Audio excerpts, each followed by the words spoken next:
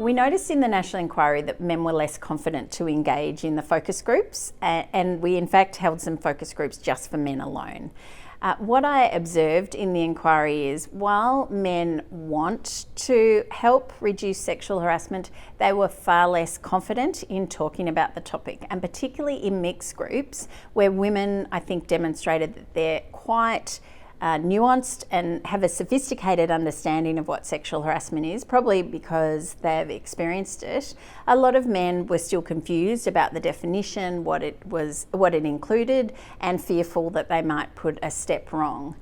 We know, however, that whilst 4 out of 5 harassers are men, that 26% of men had experienced sexual harassment in the previous 5 years in our last survey. So we know that's quite high rates of men experiencing harassment.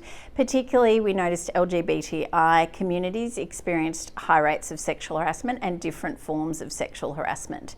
And we also know that men still are quite often CEOs, they're leaders, they're managers of people, their brothers and their co-workers. And so if they're not engaging in prevention of sexual harassment, then we have got a real problem, and their engagement is a really big part of the solution. So my conclusion was we need to better educate and engage with men, but we also need to both ask men to engage and be prepared for them to not get it right all the time, but them engaging will be a very important part of the solution.